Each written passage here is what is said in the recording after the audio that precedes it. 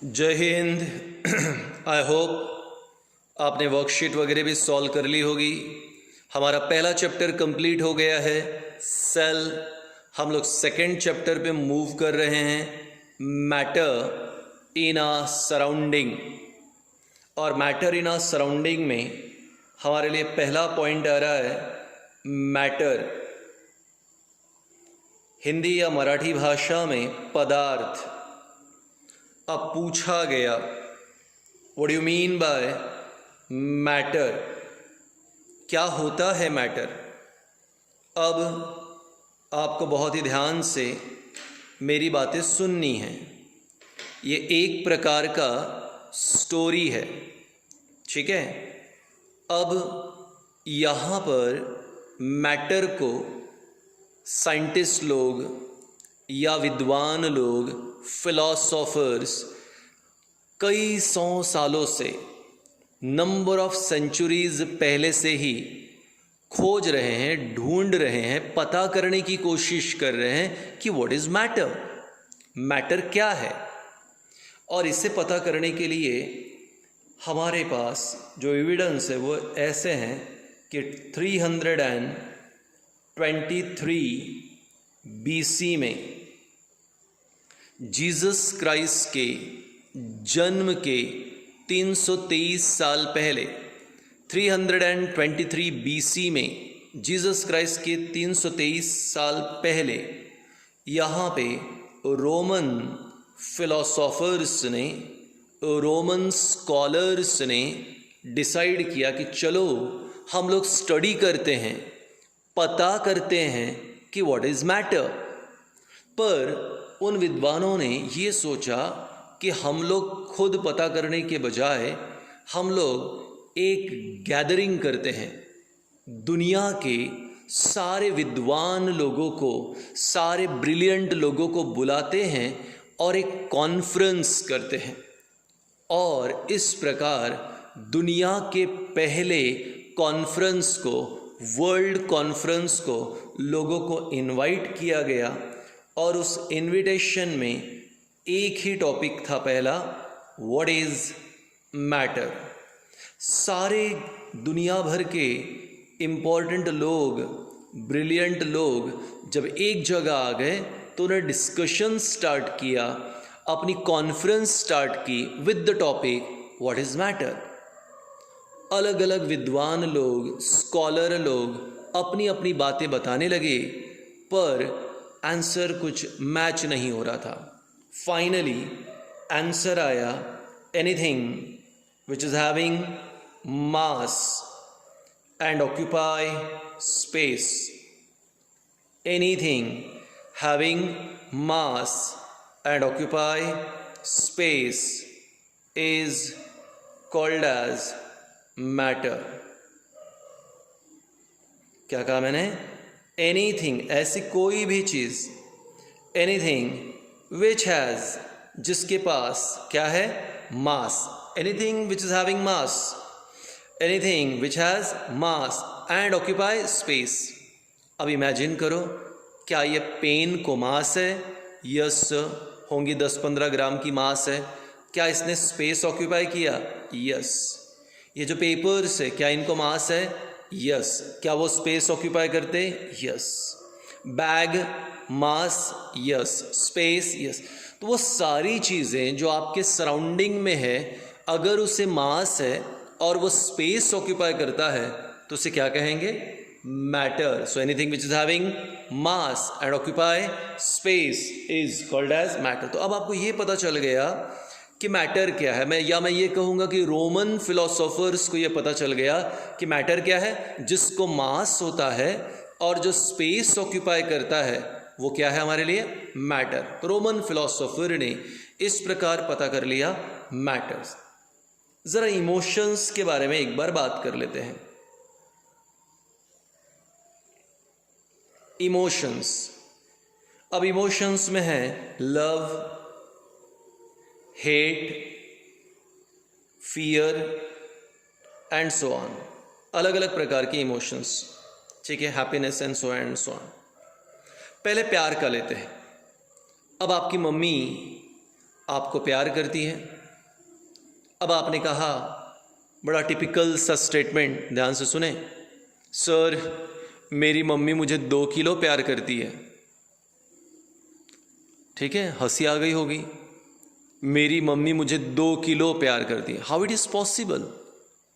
बोले sir mummy के प्यार को तोला नहीं जा सकता, उसको मास नहीं है।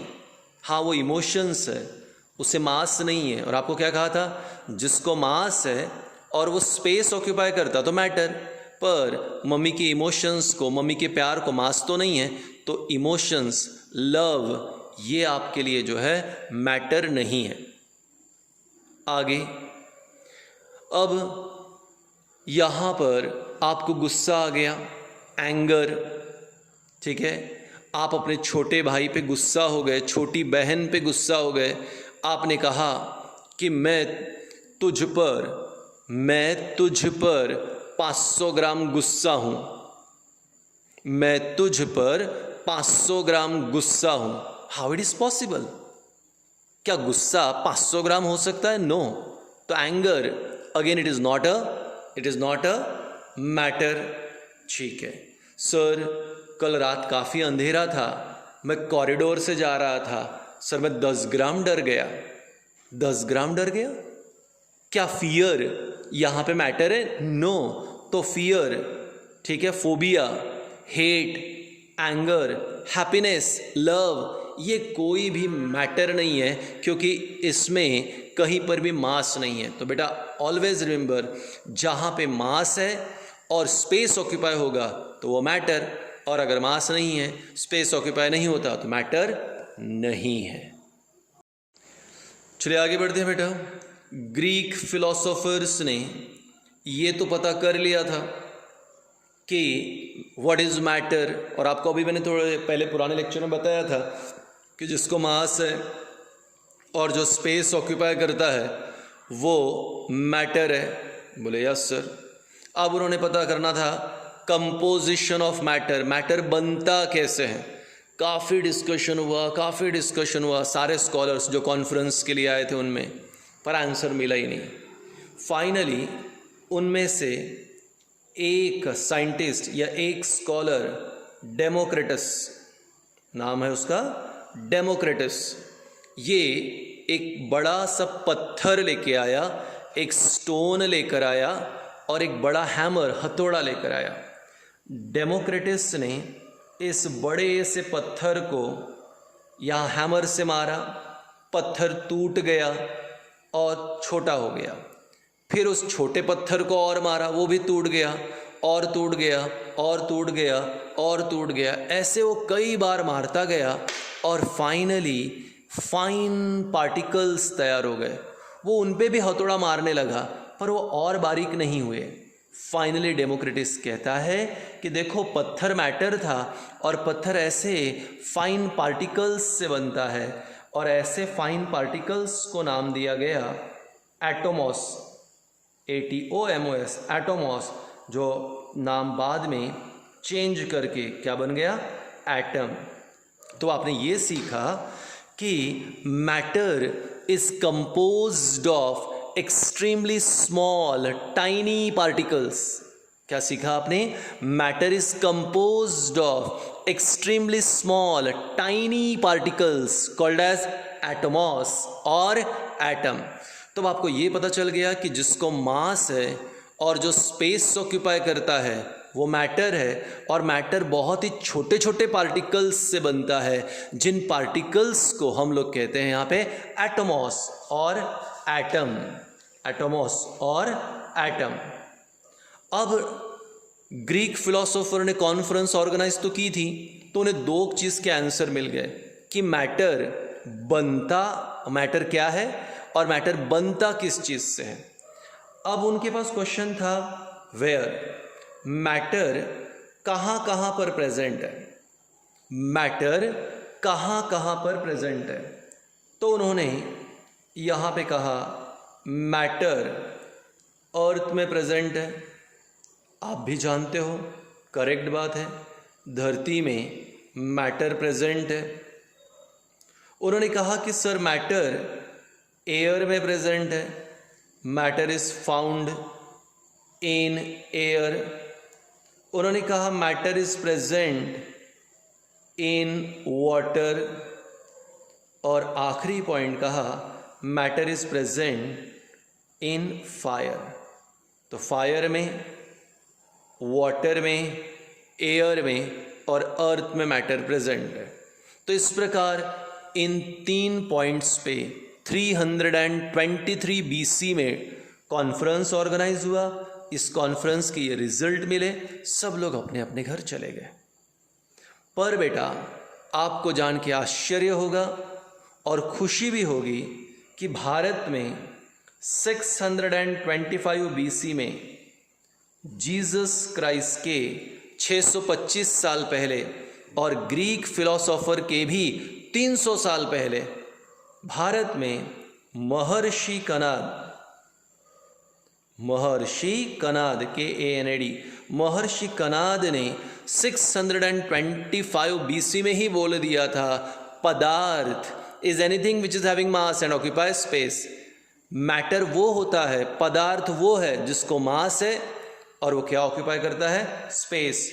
और इतना ही नहीं, साथ ही साथ महर्षि कनाद ने ये भी क्लियर कर दिया कि मैटर इज कंपोज्ड ऑफ, पदार्थ is composed of very very small tiny particles called as अणु।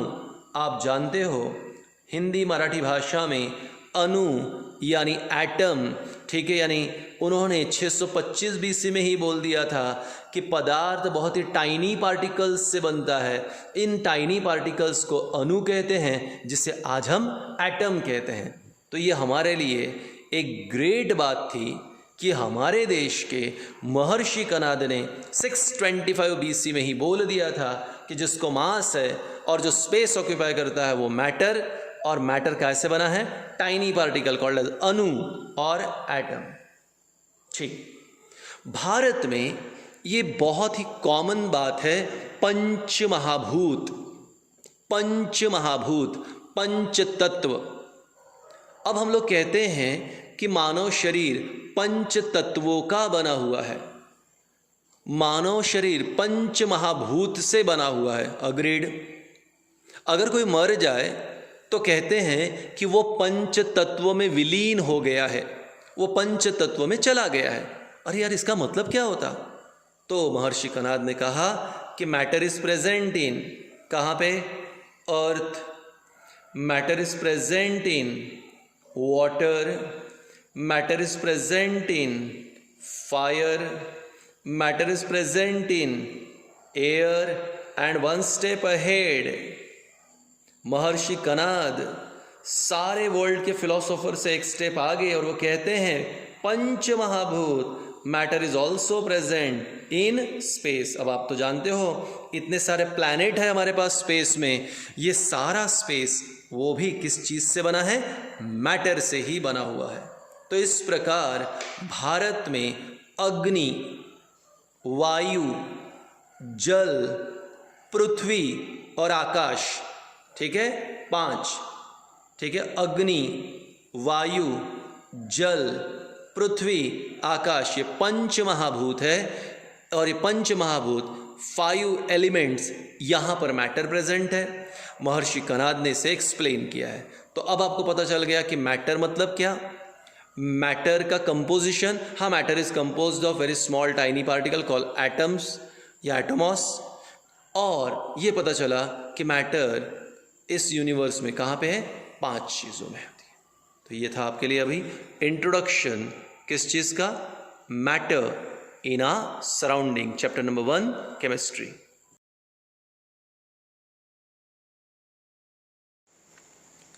नाउ द नेक्स्ट, अब हमारे लिए आएगा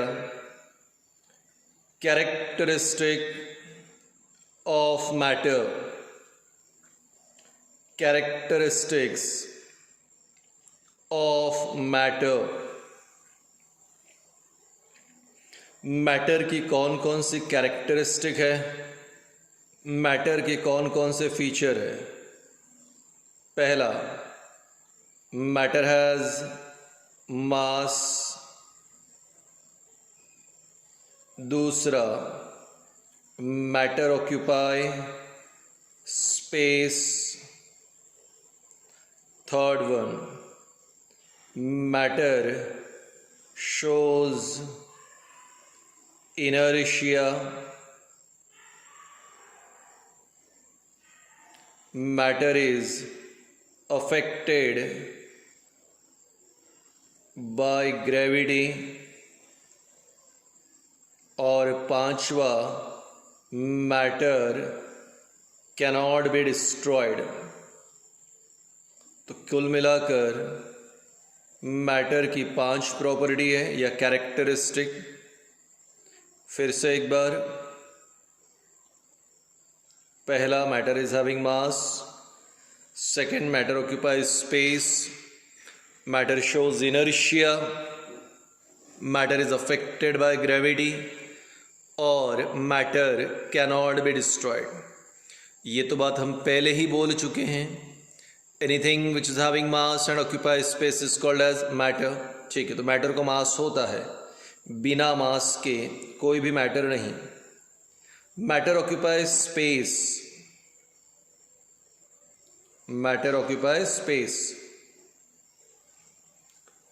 क्या सॉलिड स्पेस ऑक्यूपाई करता है? बुक, बैग, टेबल, चेयर, ये सारी चीज़ें सॉलिड है। क्या वो स्पेस ऑक्यूपाई कर रहा है? बोले यस। वाटर, ऑयल, क्या ये स्पेस ऑक्यूपाई कर रहा है? बोले यस। बॉटल में पानी है, पानी ने स्पेस ऑक्यूपाई किया। जार में ऑयल है, ऑयल ने स्पेस ऑक्यूपाई किया, यानी सॉलिड भी स्पेस ऑक्यूपाई करता है, लिक्विड भी स्पेस ऑक्यूपाई करता है। सिमिलरली गैस भी स्पेस ऑक्यूपाई करता है। ठीक है, अब मैं गैस के बारे में दोनों भी पॉइंट क्लियर कर दूँ। ठीक है, अब मान लो we are having football bladder, football bladder, और इस फुटबॉल ब्लैडर को अब मैं कहता हूँ कि ये एम्प्टी है। ठीक है, खाली फुटबॉल ब्लैडर है, उसका शेप, ठीक है, श्रिंक जैसा आपको पता है। अब मैंने यहाँ पे इसमें एयर को फिल्ड किया, किसी दुकान पर गया और उस फुटबॉल ब्लैडर में हवा भरी, पर हवा भरने के पहले मैंने फुटबॉल ब्लैडर को, ठीक है, एक दुकान पर वज़न कर लिया और उसका वज़न आया एग्जाम्पल 100 ग्राम। ऐसा फुटबॉल जिसमें हवा नहीं है, उस फुटबॉल का वज़न 100 ग्राम।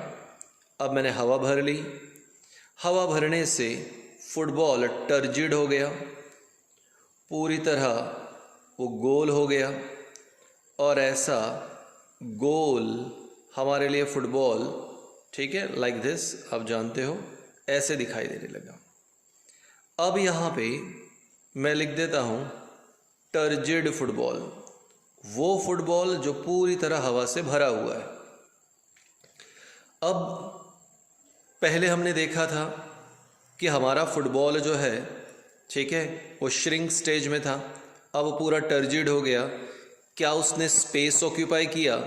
यस सर, वो टर्जिड हो गया, फूल गया, मतलब स्पेस ऑक्यूपाई की।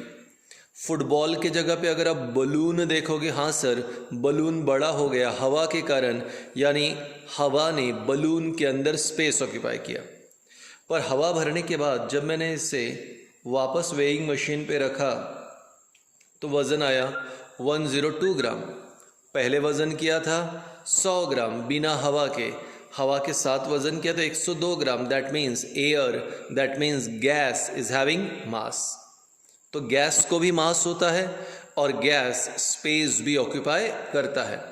अब बलून लिया, बलून के अंदर हवा भरी, बलून बड़ा हो गया, यानी एयर ऑक्यूपाई स्पेस। अब फुटबॉल लिया, फुटबॉल का वज़न किया तो पहले कम, हवा भरने के बाद ज़्यादा। गैस सिलेंडर लिया, ऑक्सीजन गैस सिलेंडर, खाली सिलेंडर, वो हल्का था। भरा हुआ ऑक्सीजन सिलेंडर लिया, वो भारी लग रहा था। क्यों लग रहा भारी? क्योंकि हवा भरी है, यानी हवा को भी क्या होता है? मास। तो अब ये कंफर्म हो गया, matter is having mass, matter occupy space. अब है तीसरा, यहाँ matter shows inertia. I hope आपने पहले भी ये वर्ड सुना था, inertia, tendency of a body to maintain its state of rest. Tendency of a body, tendency of a body to maintain its state of rest, to maintain its state of rest, अपनी rest position को maintain करने की ability, what is that, inertia. हमारे घर पे sofa, chair, दीवान, bed, TV, refrigerator, ऐसी कई सारी चीज़ें हैं जो हमेशा उसी जगह पे रहती है, अपने आप ये चीज़ें हिलती नहीं। मंदिर के अंदर जो मूर्तियाँ रखी है, जो ऑब्जेक्ट्स रखे हैं, वो भी अपनी जगह फिक्स है। अलमारी के अंदर जो चीज़ें रखी है, ज्वेलरी रखी है, वो भी अपनी जगह फिक्स। तो बिना फोर्स अप्लाई किए कोई भी चीज़ अपनी जगह से हिलती नहीं है, अपनी जगह पे फिक्स होती है। तो किसी भी ऑब्जेक्ट में अपनी रेस्ट पोजीशन को मेंटेन करने की एबिलिटी, किसी भी ऑब्जेक्ट में अपनी रेस्ट पोजीशन को मेंटेन करने की एबिलिटी क्या है, इनर्शिया। और हमने कहा matter shows inertia, matter shows inertia. Example के तौर पे मम्मी ने ज्वेलरी अलमारी में रखी, 2 महीने के बाद निकाली, ज्वेलरी वहीं पे है, यानी ज्वेलरी सॉलिड, शोज इनर्शिया। आपने किसी शेल्फ में बुक रखी, 4 महीने के बाद निकाली, बुक सॉलिड है, शोज इनर्शिया। आपने एक बॉटल के अंदर पानी भरा, बॉटल को टाइट कर दिया, 2 महीने के बाद देखा अभी भी पानी बॉटल में है, दैट वाटर शोज इनर्शिया। उसी प्रकार से with respect to air, with respect to earth, with respect to earth, air also shows inertia. अब लोग कहते हैं कि सर एयर तो मूवेबल है। हाँ, पर क्या अभी आपके आजू बाजू में हवा है? यस। क्या 1 घंटा पहले थी? यस। क्या 1 दिन पहले थी? यस। क्या 10 साल पहले थी? यस। पापा को पूछो, क्या 30 साल पहले थी? यस। दादाजी को पूछो, 50 साल पहले थी? यस। तो बेटा हमेशा ही अराउंड द अर्थ एयर था, यानी with respect to earth air है, that is air also shows inertia. तो मैटर को मास होता है, matter occupy space, matter shows inertia, matter is affected by gravity.